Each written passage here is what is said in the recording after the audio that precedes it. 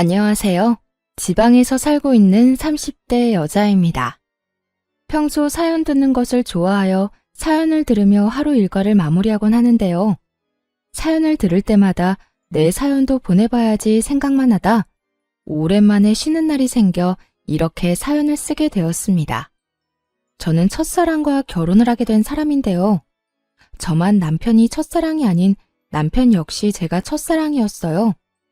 남편과 전 엄마 친구 아들, 딸들로 남편은 저보다 4살이 많았는데 부모님들끼리 가깝게 지내시다 보니 저희 역시 어릴 때부터 꽤 가깝게 지내며 자연스럽게 서로에게 호감을 가지게 되었죠. 어릴 땐 마냥 친한 오빠였는데 점점 커가면서 이성적인 호감이 생겨나더라고요. 남편 역시 그랬다고 하고요. 서로에게 호감을 가지고 있었던 저희는 고등학교를 진학하게 되면서 바빠진 생활 때문에 자연스럽게 왕래가 없어지게 되었고 30대가 되던 때까지 단 한 번도 만나지 못한 채 지내게 되었어요. 세월이 흘러 저희가 다시 재회하게 되었던 것은 남편의 형인 시숙의 결혼식장이었고 그날 이후 저흰 연락을 주고받다 연인 사이가 되어 결혼까지 하게 된 것이었죠. 시댁에서도 워낙 어렸을 때부터 알고 봐왔던 터라 며느리이기보단 딸에 가까웠고 남편과의 결혼 생활도 꽤 만족스러운 편이었습니다. 하지만 이런 저의 생활에 단 한 가지 문제가 있었는데요. 그것은 다름 아닌 형님이었어요. 형님은 저보다 1년 빨리 결혼을 했었는데 알고 보니 남편과는 친구 사이더라고요. 남편과 가까운 친구로 지내던 형님은 시숙과 마음이 통해 결혼까지 하게 된 것이었고 저희가 연애할 때부터 저에게 살갑게 굴지 않던 형님은 제가 가족이 되고 나서도 저를 알게 모르게 시샘하고 미워하는 것이 느껴졌죠. 이거 동서가 다 한 거야? 간이 전혀 안 맞네. 일찍 직장 생활했다더니 일하느라 음식은 전혀 배우지 못했나 봐. 그리고 이렇게 음식을 담는 사람이 어딨어? 보기도 좋은 떡이 먹기도 좋다는 말 몰라? 실컷 정성스레 음식 만들어 놓고 이렇게 담으면 맛없어 보이잖아. 그냥 이렇게 담지 말고 위에 깨라도 좀 뿌려라. 겉절이에 깨를 뿌려 담아내라고 간섭하는 것은 물론이었고 다들 간이 세지 않아 딱 좋다고 칭찬 일색이었던 제 음식에 대해 핀잔을 늘어놓은 것은 기본이었어요. 거기에다 옷을 조금 편하게 면바지에 맨투맨 티셔츠를 입고 가는 날엔 동서, 아무리 어릴 때부터 알던 사이라고 해도 이건 아니지. 옷차림이 그게 뭐야? 이렇게 핀잔을 주고 결혼식이 있어 조금 차려입고 가는 날엔 동서, 어디 선이라도 보고 왔어? 아무리 시댁에 오는 날이라도 그 차림이 너무 과한 거 아니야? 오늘이 무슨 날도 아니고 그냥 밥 먹는 자리에 그런 차림으로 오면 난 오늘 일하지 않고 대접만 받다가 가겠다는 뜻 같잖아. 이렇게 핀잔을 늘어놓더라고요. 그날 역시 다른 날과 다름이 없는 날이었어요. 시댁에서 다 함께 모여 식사를 한다고 하였고 저는 그날 친정에 볼 일이 있어 잠시 들렀다가 시댁으로 가게 되었죠. 평소 시모가 좋아하시던 친정엄마가 만든 수박 껍질 요리를 가지고 갔는데 그걸 본 형님이 아니나 다를까 어김없이 시비를 걸어오기 시작하더군요. 이게 뭐야? 이거 혹시 수박 껍질이야, 동서? 네, 이거 수박 껍질로 만든 무침인데 한번 드셔보실래요? 생각보다 맛있어요. 난 됐어. 다들 음식물 쓰레기라고 버리는 걸로 무슨 무침을 만들어? 동서도 참 동서다. 시댁에 오면서 이런 걸 가지고 오면 어떡해? 아무리 어릴 때부터 봐서 편한 사이라고 해도 그렇지. 이건 음식이 아닌 쓰레기 아니야? 친정엄마가 정성껏 만들어준 음식을 보고 쓰레기라고 하는데 정말 화가 치솟아 오르더라고요. 아무리 본인은 이런 걸 먹어본 적이 없다고 한들 그런 말을 굳이 입 밖으로 뱉어낼 필요는 없는 거 아닌가요? 그 정도는 상대방에 대한 예의이고 상식이라고 생각하는 전 도무지 형님의 언행이 이해가 되지 않았고 그와 더불어 화도 많이 난 상태였죠. 형님, 아무리 그래도 해온 사람 정성이 있는데 그걸 쓰레기라고 하는 건 너무한 거 아닌가요? 동서, 왜 이렇게 흥분을 하고 난리야? 아니, 그렇잖아. 다른 사람들은 수박 먹고 껍질 버린다고 골머리가 아프다는데 동서는 그런 음식물 쓰레기로 음식이라고 만들어 왔으니 내 입장에선 양념한 음식물 쓰레기라고 생각할 수밖에 더 있겠어? 그래도 음식물 쓰레기는 아니죠. 제가 설마 음식물 쓰레기를 시댁에 가지고 왔겠어요? 아니면 그만이지. 뭘 이렇게 화까지 내고 그래? 음식물 쓰레기 같아 보여 음식물 쓰레기라고 했을 뿐인데 바른 말 2번 했다간 동서 나한테 욕도 하겠어.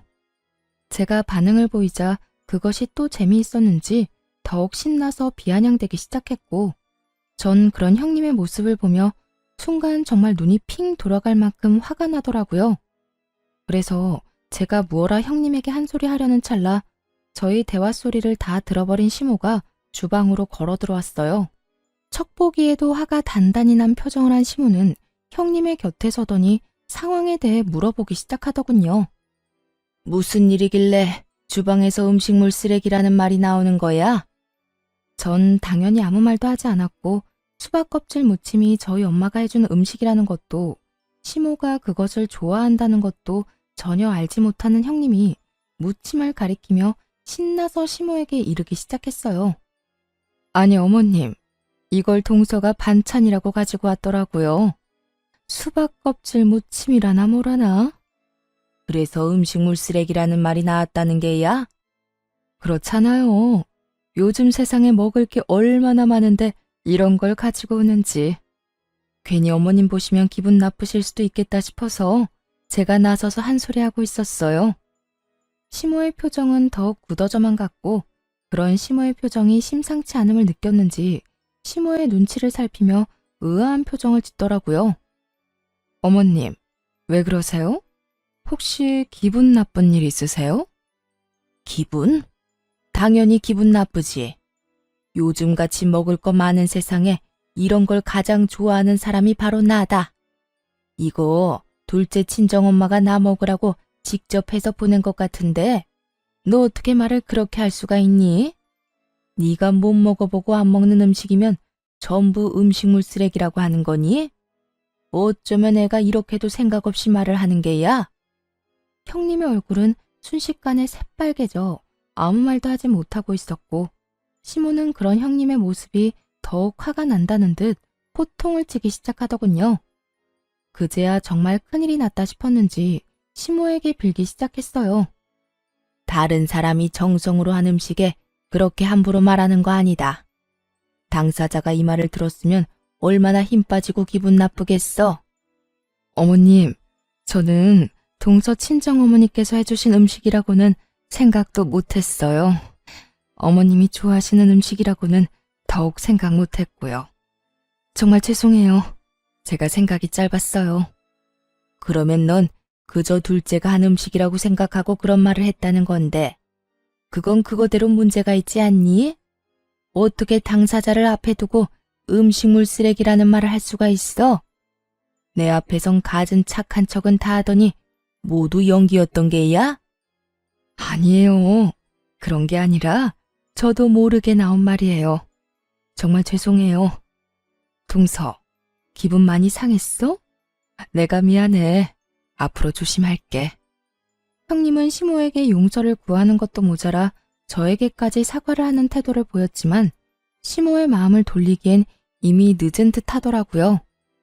형님의 사과에도 불구하고 형님은 시모에게 미운 털만 잔뜩 박힌 채 저녁 식사도 하지 못하고 집에서 쫓겨나 버렸으니까요. 아무래도 기분이 상해서 안 되겠구나.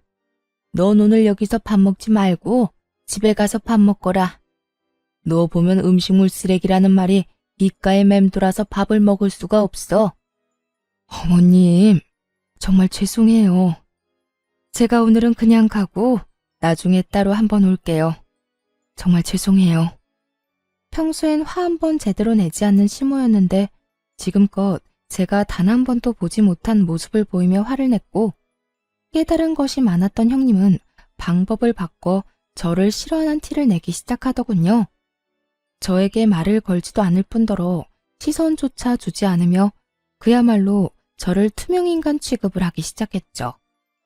형님, 언제 오셨어요? 제가 이렇게 말을 걸어도 제 말은 안 들리는 사람처럼 시모에게 쪼르르 달려가 갖은 알랑방귀를 끼어대더군요. 어머님, 저 뭐 하면 될까요?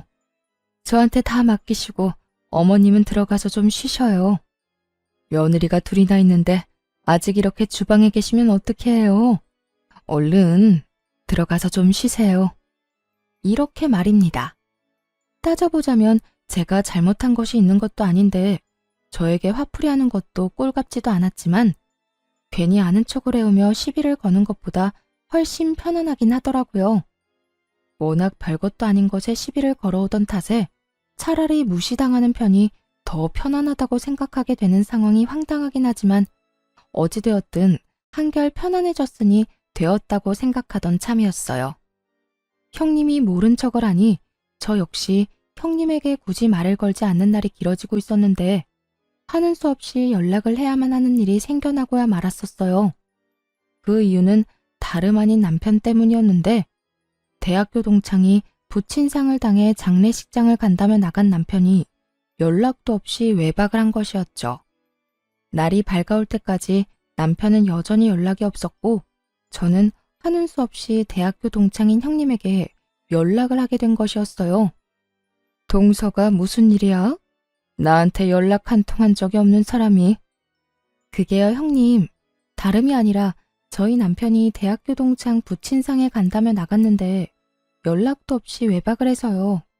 아직도 연락이 안 돼서 걱정이 돼서 연락드렸어요. 그래서 말인데 혹시 형님 친구분들께 어떻게 된 일인지 좀 여쭤봐 주시면 안 될까요?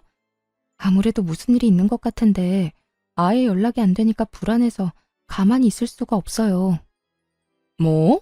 외박? 어제 승인이 아버지 장례식장에 애들이 많이 모이긴 했었거든. 나도 잠시 다녀오기도 했고 말이야. 네, 그래서 형님께 전화드렸어요. 제가 그이 친구들 전화번호는 아는 게 없어서요. 그래, 잘했어. 어제 보니까 서방님이 많이 힘들어하긴 하더라고. 제일 친한 친구라서 울기도 많이 울고 말이야. 아마 그 정신에 정신없이 손님 받고 이런저런 일 하느라고 연락도 못하고 잠들었나 보네. 술도 한두 잔 했을 테고 말이야. 있어봐. 내가 친구들한테 연락 한번 해볼게. 남편을 대신해 갖은 변명을 해주더니 친구들에게 연락해봐 주겠다며 전화를 끊더라고요. 그리곤 얼마 지나지 않아 다시 연락이 왔고 남편의 소식을 전해주었어요. 동서, 걱정하지 마. 내 말대로 거기서 잠든 게 맞는다고 하더라. 아, 그래요? 다행이긴 하네요. 연락도 없이 외박한 적은 처음이라 5만 가지 상상을 다 했지 뭐예요. 왜 안 그렇겠어. 나라도 그랬을 거야. 어쨌든 서방님 어제 장례식장에서 손님 다 받고 새벽녘까지 승인이랑 둘이 울고불고 하다가 잠들었다고 하더라. 그러니까 동서도 오늘은 잔소리하지 말고 그냥 넘어가줘. 서방님이 오죽했으면 동서한테 연락할 정신도 없었겠어? 네, 감사해요 형님. 덕분에 이제 마음이 한결 편안해졌네요. 고맙기는. 동서도 좀 쉬어. 잠 한숨 못 잤겠네.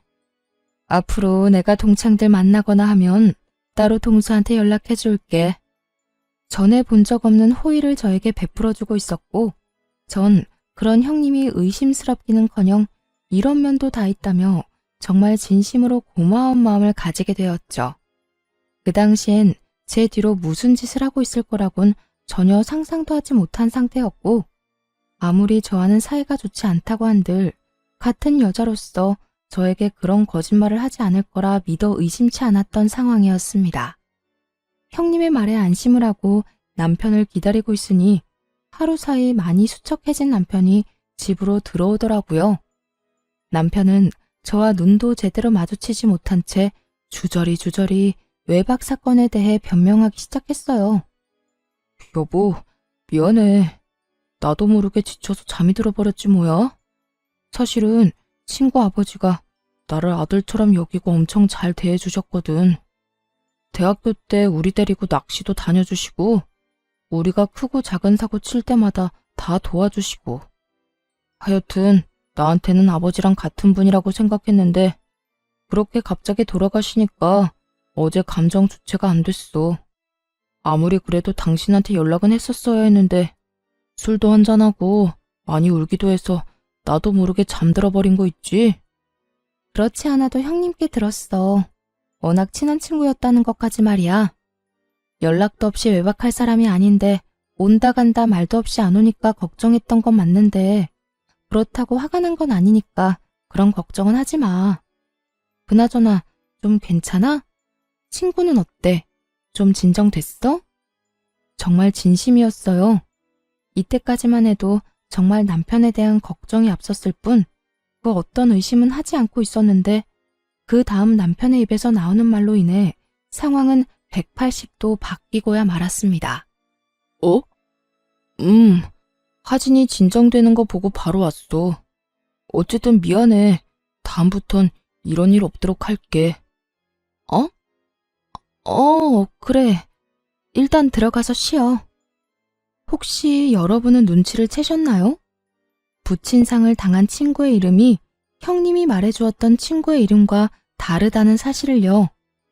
남편은 제 말에 알겠다고 하며 안방으로 들어갔고 전 그런 남편을 보며 의심을 품게 되었죠. 정신이 없다면 이름 정도는 헷갈릴 수 있다고 생각할 수도 있겠지만 그때는 정신이 없기는커녕 정신이 또렷해졌을 때일 뿐더러 남편도 남편이지만 형님이 이름 따위를 헷갈릴 일 없다고 생각했어요. 그 순간 형님이 남편을 대신해서 했던 변명들도 어쩌면 거짓말일 거란 생각이 들기 시작하더니 남편의 모든 행동이 수상하게 보이더군요. 우선 남편의 생활을 지켜보니 일정한 패턴이 있다는 것을 알아채게 되었어요. 남편의 늦는 날엔 꼭 등장하는 인물들이 있었는데 그건 대학교 동창들이었죠. 그때마다 형님은 기다린 사람처럼 저에게 연락을 해와 남편의 알리바이를 제공해 주었고요. 동서, 이야기 들었지? 오늘 친구 모인다는 거. 아, 네. 아까 연락이 와서 급하게 잡힌 약속이라고 저녁 먹고 가볍게 한잔하고 온다고 하더라고요. 나도 잠시 들렸다가 방금 집에 들어왔는데 오늘은 남자애들끼리 모여 있더라고. 내가 동서한테 보내주려고 사진까지 찍어왔어. 전화 끊고 보내줄 테니까 보고 안심하라고. 다 동서가 아는 친구들일 거야. 이렇듯 형님은 늘 본인은 집에 먼저 왔는데 남편은 친구들과 있을 거라며 남편의 증인이 되어주었고 본인이 말한 대로 사진까지 보내주며 제 의심을 잠재우려고 노력하고 있더군요. 한번 시작된 의심은 점점 더 커져만 갔고 도저히 그냥 있을 수는 없더라고요. 전 그 모든 의심스러운 상황에 종지부를 찍고자 흥신소를 이용하기로 했고 며칠 뒤 흥신소에서 전해받은 자료들은 과히 충격적일 수밖에 없었습니다. 사모님, 제가 자료는 다 보내놨습니다. 확인해 보시면 되시고요. 예상하셨다시피 남편이 외도를 저지르고 있던 게 맞더라고요. 상대는 대학 동창으로 그쪽도 결혼을 한 상태였고요. 제가 조사한 바론 남편 형수하고도 관련이 있는 것 같더라고요.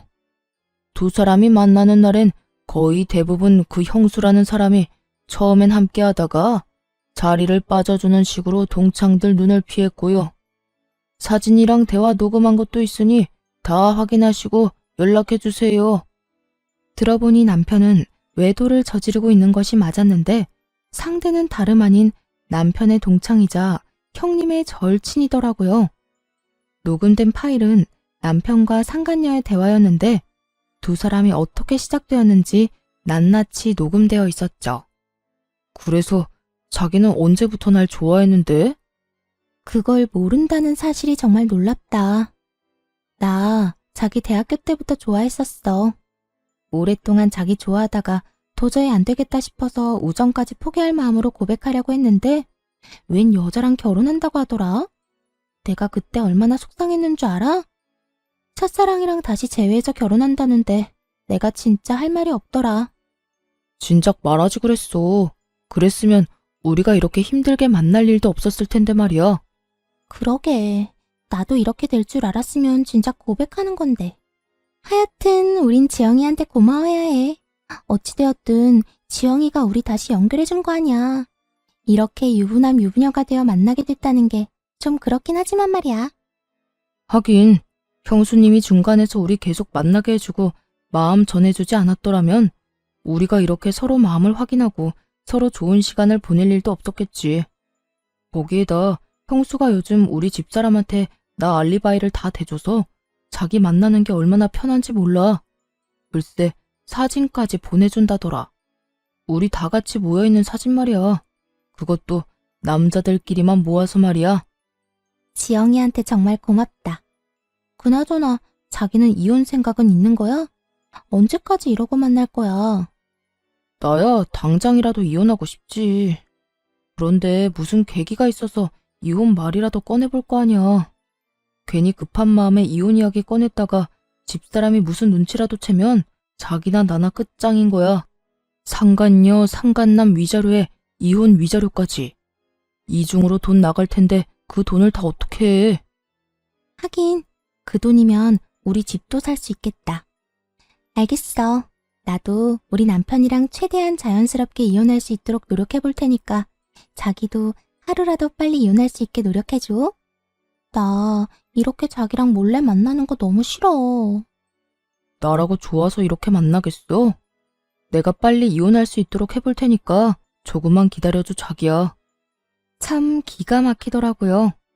들어보니 상간녀는 오래전부터 남편을 짝사랑해왔고 남편이 결혼을 하자 포기하고 딴 남자랑 결혼을 했다가 형님이 중간에서 사랑의 작대기 노릇을 해 연결된 불륜이더군요. 시모 친구 딸인 제가 갑자기 며느리로 들어와 시모와 가깝게 지내는 제가 마음에 들지 않았던 형님이 끊임없이 노력해 연결된 사랑이었던 거죠. 주로 형님이 저에게 증인이 되어주고 두 사람만 만나고 오는 날이 있기도 했지만 정말 동창들이 다 모이는 날엔 다 함께 모인 사진을 찍어 형님이 저에게 보내주고 나면 바로 세 사람이 자리를 빠져나오는 식의 방법이었더라고요. 세 사람이 자리를 벗어나면 형님은 두 사람을 위해 자리를 빠져주고 두 사람은 그 후 좋은 시간을 보내고 있었던 것이었어요. 아무리 제가 밉다고 한들 제 뒤통수를 이런 식으로 칠 거라고는 생각하지 못해 충격이 참 크더군요. 남편도 남편이었지만 형님에 대한 충격도 작진 않았어요.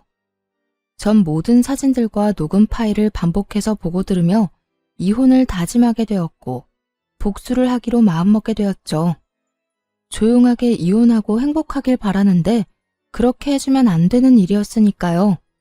대망의 날이 밝았고 시댁에 다 함께 모이는 날이었어요. 저는 미리 남편 놈에게 들릴 때가 있다며 따로 시댁에 가게 되었어요. 조금 늦게 시댁에 도착하니 온 식구들이 모여 앉아 이야기를 나누고 있었고 정 그대로 시부에게로 다가가 외도 증거들을 건네주었어요. 저에게 여러 증거를 받은 시부는 한참을 그 증거들을 들여다보더니 고함을 질러버리더군요. 이놈의 자식이 이게 무슨 인간 같지도 않은 짓거리야? 남편은 자신을 향하는 시부의 고함에 깜짝 놀라 토끼 눈을 하고 시부를 보더라고요. 아버지, 무슨 일이길래 그렇게 화를 내세요? 무슨 설명이라도 해주셔야 제가 말이라도 하죠. 당신 아버지한테 뭘 줬길래 아버지가 저렇게 화를 다 내시는 거야? 남편은 저와 시부를 번갈아가며 물어왔고 시부는 저에게 받은 사진을 남편의 얼굴에 던져버리며 호통을 치기 시작했어요. 네가 이딴 짓을 하고 다니라고 우리가 등골 휘게 네 뒷바라지를 하고 내 딸 같은 윤영이한테 장가를 보낸 줄 알아? 남편은 그제야 바닥에 떨어진 사진들을 보고 얼굴이 사색이 되어가고 있었고 형님 역시 지은 죄를 아는지 사색이 되어가고 있더라고요. 남편 놈은 저와 시부를 번갈아 보며 되지도 않는 변명을 해대기 시작하더군요. 아버지, 이거 다 오해입니다. 여보 정말이야. 당신도 잘 알잖아. 이 여자 형수랑 제일 친한 친구인 여자야. 나랑도 친하고 말이야. 대학 동창 그 이상 그 이하도 아니라고. 사진이 어떻게 하다 이렇게 다정한 모습으로 찍히긴 했는데 이건 정말 다 오해야. 어쩌다 보니 이렇게 찍힌 것뿐이야.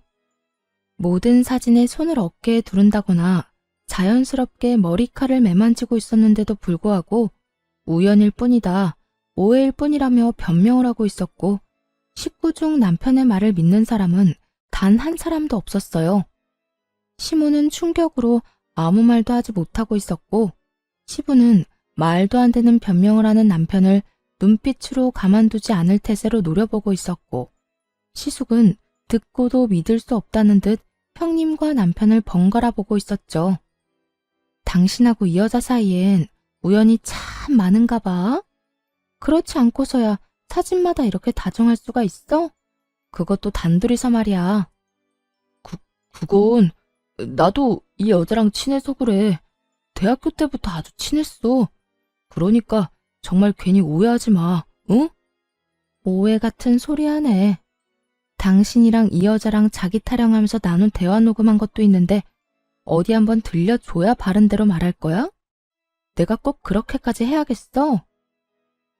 여보, 정말 미안해. 내가 정말 제정신이 아니었나 봐. 그 여자가 날 대학 때부터 좋아했다고 계속 매달려서 나도 모르게 그렇게 돼버렸어. 그런데 여보, 난 그 여자한테 진심이었던 적은 단 한 번도 없어. 진심이야. 정말 단 한 번도 진심으로 그 여자를 마음에 품은 적 없다고. 당신 지금 그걸 말이라고 해? 당신 마음이 그 여자를 품고 말고는 중요하지 않아. 당신 마음이 어떠하든 당신은 바람을 피웠고 그로 인해 우리가 이혼하게 될 거란 사실은 변하지 않는다고. 제 입에서 이혼 이야기가 나오자 남편은 충격에 빠진 얼굴하고선 저에게 되묻더라고요. 뭐? 이혼? 당신 지금 나랑 이혼하겠다고 한 거야? 당신이 나랑 어떻게 이혼을 해? 당신 나 많이 사랑하잖아. 꼴 같지도 않은 말이었어요. 남편은 자신이 무슨 짓을 하든 제가 본인을 너무 사랑하니 이혼만은 할 수 없을 거라고 확신하고 있더라고요. 그런 밑도 끝도 없는 근거 없는 자신감은 어디서 나오는 것인지 알 수가 없었지만 전 아주 큰 착각을 하는 남편에게 똑바로 다시 이혼을 말해주었죠. 당신 아주 큰 착각을 하고 있는가 본데 다른 여자 좋다는 놈을 내가 왜 사랑해? 정신 나갔니? 당신이 날 배신하고 이딴 짓 하고 돌아다닌 걸 뻔히 아는데 이혼 안 하고 가만히 있는 게 등신이지. 안 그래? 그러니까 우리 이혼해. 더는 당신이랑 살 생각 따윈 없으니까. 이렇듯 제가 당당하게 이혼을 말하는 사이 형님은 몸까지 떨며 불안감에 사로잡혀 있더라고요. 제가 어디서부터 어디까지 알고 있는 것인지 알 수가 없으니 크게 불안해하고 있는 듯 했어요. 시숙은 형님이 몸까지 떨어대자 걱정스러운 마음에 형님에게 말을 걸더라고요. 여보, 왜 그렇게 떨어? 어디 아파? 아니, 조금 놀라서 그래. 시숙의 물음에 애써 말을 돌리고 있었고 전 그런 형님이 빠져나갈 구멍이 없게 형님이 숨기고 있던 사실 역시 그 자리에서 밝혀버렸습니다. 아주버님, 형님 많이 놀랐을 거예요. 제 남편이자 아주버님 동생이 바람을 피우도록 중간에서 도왔던 사람이 다름 아닌 형님이거든요. 뭐요? 재수씨, 그 말이 사실이에요? 그럼요. 이렇게 된 마당에 저한테 뭐 득이 될 게 있다고 그런 거짓말을 하겠어요. 그리고 또 알려드릴 게 있는데 형님 역시 다른 남자와 외도를 저지르고 있더라고요. 상대 역시 대학 동창이자 유부남이고요. 절친하고 서방님이 외도를 저지르니까 그게 부러웠나? 뭐 좋은 일이라고 그런 것까지 따라하는지 모르겠네요. 맞아요. 저는 남편의 뒷조사를 하며 형님의 뒷조사도 하게 되었고 형님 역시 동창이자 유부남과 외도를 저지르고 있더라고요. 친구들까지 옛 기억을 떠올리며 즐거운 시간을 보내는 동창회가 아닌 불륜회가 벌어지는 것과 다름이 없는 상황이었죠. 제 말을 들은 시숙은 곧장 몸을 떨고 있는 형님의 멱살을 잡아올리며 말했어요. 야, 이게 전부 사실이야?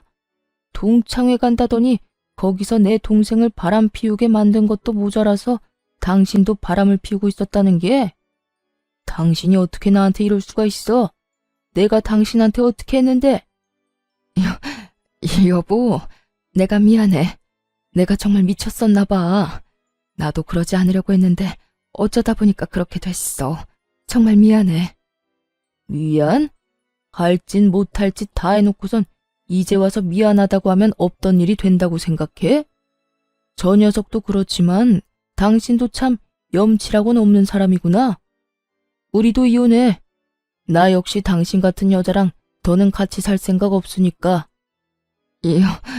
여보, 이러지 마. 내가 당신 없이 어떻게 살아.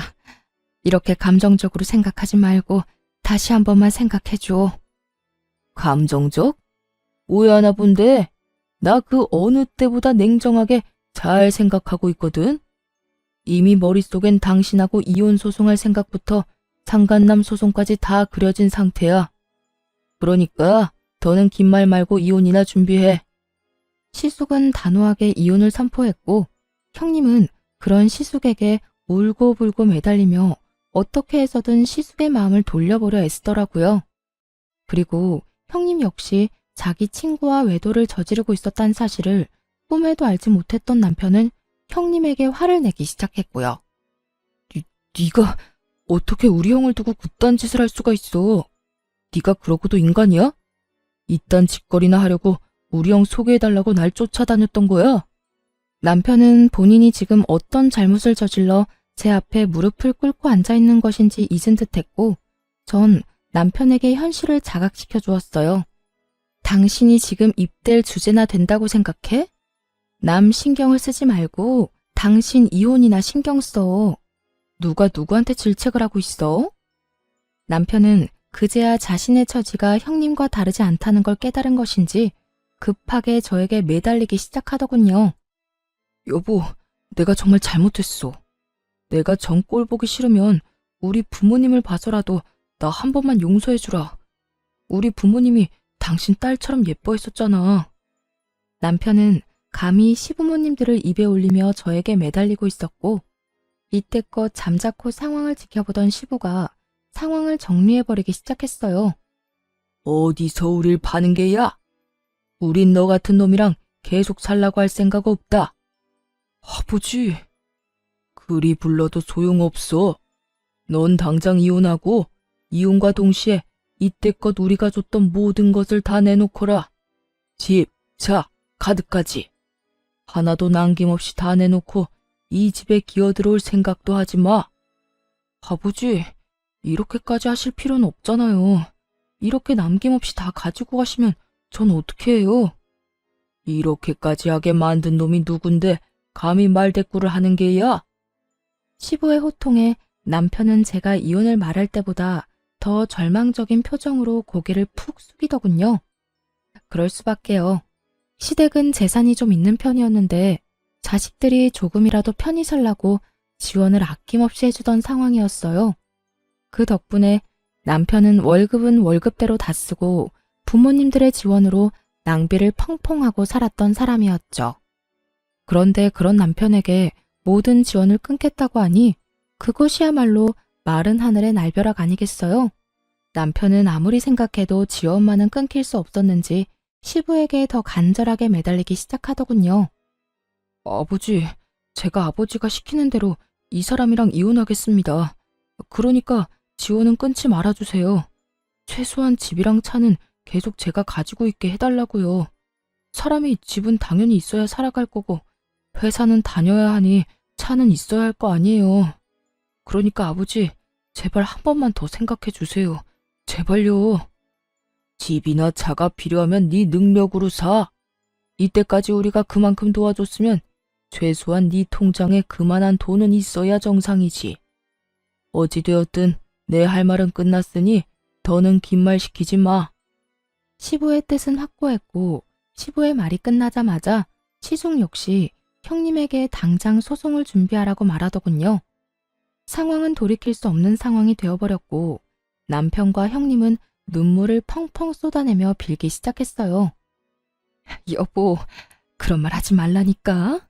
내가 어떻게 당신이랑 이혼을 해? 난 절대 당신이랑 이혼 못해. 내가 정말 잘못했다니까.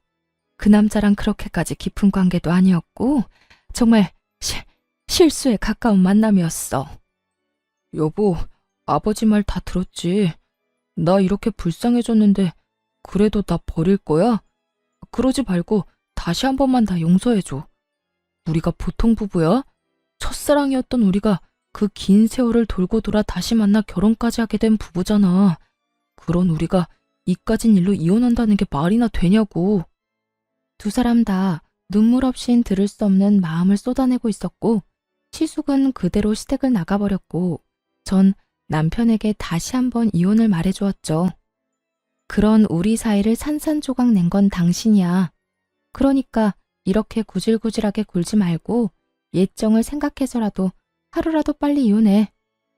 할 말을 끝내고 시댁을 나가려는데 다급하게 저를 붙잡은 남편이 목소리를 낮춰 말하더라고요. 그러면 우리 아버지한테 내 이야기 좀 잘해주면 안 될까? 괘씸하긴 하지만 불쌍하니까 이때까지 해줬던 그대로 지원해주라고 말이야. 당신이 이 말만 해주면 내가 당신 원하는 대로 바로 이혼 서류에 도장 찍어줄게. 끝까지 참 대단하다 싶었어요. 어떻게 된 인간이 다른 사람도 아닌 저에게 이런 부탁을 할 수 있는지 도무지 이해도 되지 않더라고요. 전 제 귀에 대고 헛소리를 해대는 남편을 밀어버리곤 큰 소리로 외쳐주었죠. 뭐? 당신한테 해주던 지원은 그대로 해달라고 아버님께 말해달라고? 내가 미쳤다고 아버님께 그딴 말하겠어? 정신 좀 차려라 제발. 지금 심정으론 당신이 가진 거라면 양말 하나까지 싹 다 빼앗고 싶은 심정이니까 헛소리 말고 법원 나오라는 날에 늦지 말고 오기나 해. 전 남편을 뿌리치곤 시댁을 나와버렸고 친정에서 지내며 이혼 소송을 비롯해 여러 소송을 시작하게 되었어요. 저와 시숙의 이혼은 그야말로 위자료 파티와 다름이 없었죠. 각각 배우자와 상간녀, 상간남에게 위자료를 받았고 저는 형님에게 위자료 소송을 해 형님에게도 위자료를 받을 수 있었어요. 잘못을 저지른 모든 사람들이 이중으로 위자료를 주게 되었고 세 사람은 빚쟁이 신세나 다름이 없었죠. 그렇게나 세상에 둘도 없는 사랑과 우정을 뽐내던 세 사람은 소송이 시작되자 철천지 원수와 다름이 없는 사이가 되어버리더군요. 각자 서로의 잘못만을 주장하고 있었고 어떻게 해서든 혼자 살아보려 갖은 애를 쓰기도 했어요. 결국 이혼이 마무리될 때쯤엔 아예 세 사람은 사이가 완전히 틀어져 버린 듯 서로 눈만 마주치면 욕을 한다고 정신이 없더라고요. 이게 다 박지영 너 때문이야. 네가 이 여자랑 나랑 연결시켜주지만 않았더라도 내가 이 모양 이 꼴이 되진 않았을 거라고. 바람을 피우려거든 혼자 피웠으면 됐지. 왜 애먼 사람까지 바람을 피우게 만들어? 참나. 내가 살짝 입김만 불었을 뿐인데 좋다고 쟤랑 눈 맞은 사람이 누군데 이 난리야? 그리고 이렇게 된 게 나 때문이야? 두 사람이 조심성 있게 만났으면 이런 일도 없었을 거 아니야. 내가 그만큼이나 도와줬는데도 그거 하나 똑바로 못해서 이 사태를 만들어? 하여튼 대학 다닐 때도 그렇게 머리가 나쁘더니 지금도 하나 편한 게 없어. 너 말 다 했어? 내가 저 쓸모도 없는 인간 포기한다고 했을 때 네가 나랑 저 인간 이어주려고 그 애만 쓰지 않았어도 우리한테 이런 일이 일어날 일은 없었거든? 그리고 너 아까부터 그저 우리 돕는 척하면서 말하는데 너 우리 돕는 척하면서 너도 바람 피웠잖아. 너 왜 이래? 이렇듯 세 사람은 서로 헐뜯는다고 정신이 없어 보였고 그 모습을 마지막으로 세 사람이 함께 있는 것은 보지 못하게 되었죠. 그 후 들려오는 소식엔 상간녀와 예전 형님은 이혼을 당하고 빚쟁이 신세가 되어 각자의 친정으로 찾아갔다고 하더라고요. 하지만 양쪽 집 다 집안꼴을 우습게 만들었다며 대문도 넘지 못하고 쫓겨났다는 말을 전해 들을 수 있었어요. 전 남편 역시 상황이 좋지 않았어요. 전 남편은 저와의 소송은 어떻게 무사히 넘겼지만 상간녀의 전 남편이 회사로 찾아와 한바탕 난리를 피워댄 덕에 회사는 그만두게 되었고 오갈 데도 없는 빚쟁이 신세가 되었다고 하더라고요. 그야말로 돈 걱정 없이 살던 사람이 한순간에 거지 신세가 되어버린 거였죠. 그렇게 거지 신세가 된 전 남편은 오갈 데가 한 곳도 없었는지 저를 찾아왔더라고요. 거짓골을 하고서 울고불고 매달리기 시작하는데 엄청 절박하기는 한가 보더라고요. 여보, 제발 나 좀 살려주면 안 될까? 소문 들었는지 모르겠는데 나 회사까지 잘려서 진짜 돈 나올 구멍이 없어. 그래서 뭐, 나보고 뭐 어쩌라고? 돈이라도 달라는 말인 거야? 저는 이렇게 찾아와 그런 말을 하는 이유를 물었고 제 말이 끝나자마자 무릎까지 꿇더니 말을 속사포로 뱉어내기 시작했어요. 돈은 됐고 우리 아버지한테 연락 한 통 해주면 안 될까? 찾아갈 필요까지도 없고 전화 딱 한 통만 해주면 돼. 그러니까 당신 말은 내가 아버지께 전화드려서 당신 꼴이 이러하니 나와 이혼은 하게 되었어도 불쌍한 아들 구제 좀 해주셨으면 한다. 이 말을 해달란 말인 거네. 말이 끝나기도 전에 눈을 반짝이며 고개를 세차게 흔들더라고요. 그러면서 하는 말이 정말 어이가 없어 웃음이 다 나더군요. 내 말이 그 말이야. 당신도 이런 내 꼴 막상 두 눈으로 보니 마음 안 좋은 거 다 알아. 그러니까 당신이 전화 한 통만 좀 해줘. 다른 사람도 아니고 당신이 전화해서 부탁하면 아무리 아버지라도 나 받아주실 거야. 아니, 받아주시진 않으셔도 먹고 살 수는 있을 만큼 도움을 주시겠지. 그러니까 당신이 나 좀 도와줘라. 정말 전 남편이라는 놈은 변한 것이 하나도 없더라고요. 어떻게 저딴 생각을 할 수 있는 것인지. 아니, 머릿속으로 생각할 수는 있다고 해도 어떻게 그 머릿속에 있는 말을 뻔뻔하게 내뱉을 수 있는 건지 어떤 면에선 참 대단하다 싶기도 했습니다. 기대 가득한 눈빛을 보내는 전 남편에게 일말의 희망도 남기지 않기로 했어요. 자신이 한 짓이 있는데 감히 희망을 품다니 가당치도 않은 상황이었죠. 너 정말 큰 착각을 계속하는 것 같은데 난 너 그런 꼴 봐도 아무렇지도 않아. 여보. 그리고 이혼한 지가 언젠데 그 여보 소리 좀 하지 말아줄래? 나 네 말대로 절대 안 해줄 거야. 그럴 생각도 없고. 그런 허튼 짓에 낭비할 시간도 없어. 그러니까 헛된 기대, 이루어질 수 없는 희망 품지 말고 지금부터라도 열심히 살아. 그나마 쌓은 스펙이라도 있으니 어디든 취업은 할 수 있을 텐데 왜 그러고 사는지 정말 이해가 안 된다. 전 남편의 입장에선 청천벽력과도 같은 말이 나오자 실망한 얼굴을 감추지도 못하고 저를 붙잡고 매달리기 시작하더군요. 여보, 아니 그러니까 당신 화 많이 난 거 알아. 나 때문에 상처 많이 받은 것도 알고. 그런데 당신도 보다시피 나 벌 받을 만큼 받았고 반성도 많이 했어. 복수도 이 정도면 성공적이게 끝났을 텐데 이쯤 하고 나 좀 살 수 있게 해줘. 당신 말 한마디면 다 되는데 꼭 이렇게까지 매정하게 굴어야겠어? 난 매정한 게 아니라 굳이 내가 하지 않아도 될 일을 안 하는 것뿐이야. 당신이랑 나 이혼했고 이젠 남인데 내가 왜 남의 가정사에 끼어서 이래라 저래라 해야 해? 난 그러고 싶지 않아.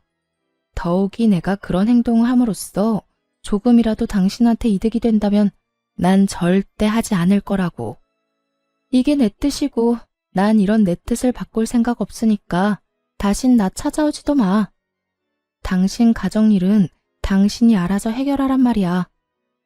이런 제 말을 듣고서도 여전히 무릎을 꿇고 빌고 있었고 전 그런 남편에게 찬물 한 바가지와 굵은 소금을 뿌려버리곤 집에서 내쫓아 버렸습니다.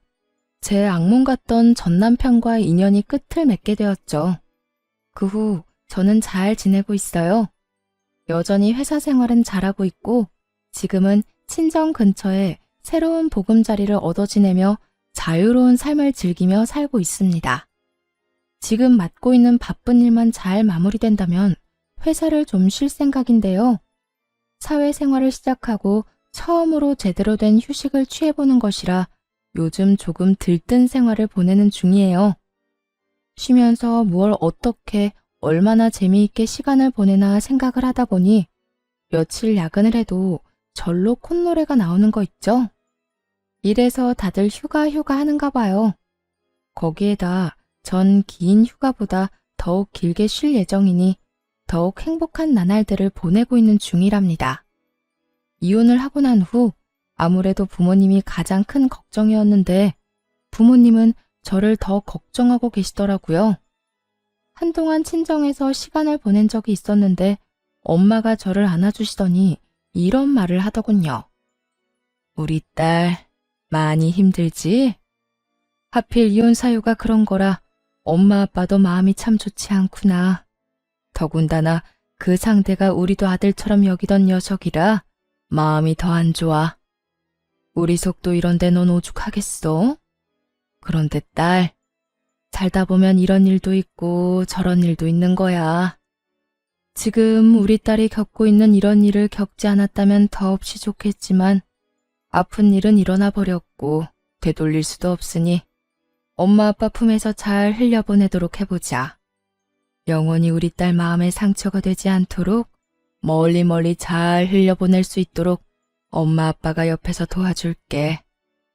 이렇듯 전 친정에 지내며 부모님의 도움을 받아 전 남편에게 받았던 상처를 잘 흘려보냈고 조금 남은 파편은 이번 휴식에서 잘 흘려보내보려고 합니다.